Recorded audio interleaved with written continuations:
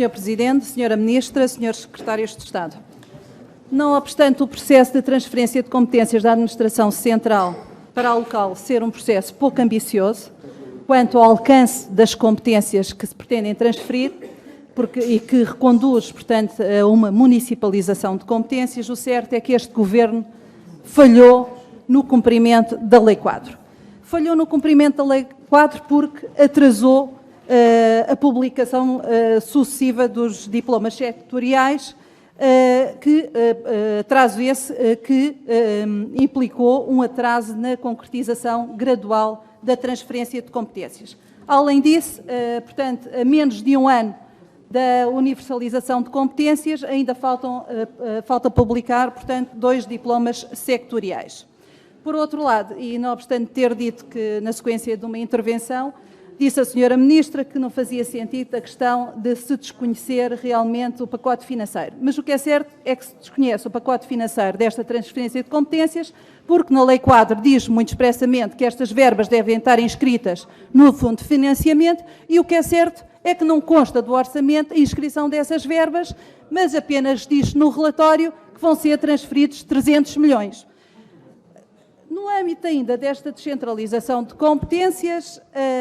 e no intuito de uma regionalização encapotada,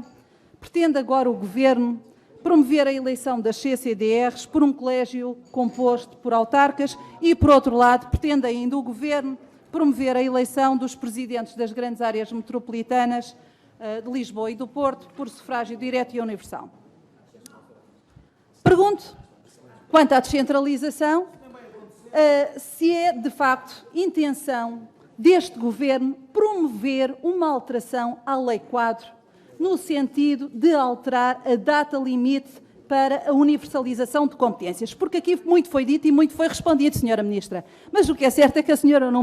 Ministra não disse se pretende promover uma alteração legislativa à Lei Quadro no intuito de alterar a data limite 2021 e também não disse aqui se essa intenção se reduz apenas a certas áreas temáticas, mas a todas as áreas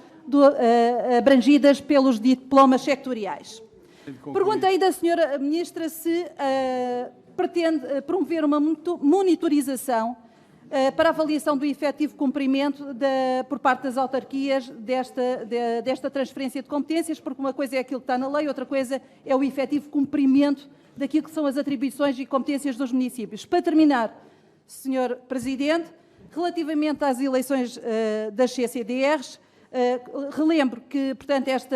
os presidentes e os vice-presidentes estão sujeitos a um procedimento concursal da CRESA. Pergunto se esta intenção do Governo não se traduz num retrocesso ao regime de recrutamento atualmente em vigor para os cargos dirigentes. E, por último, quanto à eleição dos presidentes das grandes áreas metropolitanas de Lisboa e Porto, pergunto se realmente esta situação não promove assimetrias territoriais e não atenta quanto à coesão social e económica, na medida em que reforça a legitimidade política das áreas metropolitanas em detrimento das comunidades intermunicipais.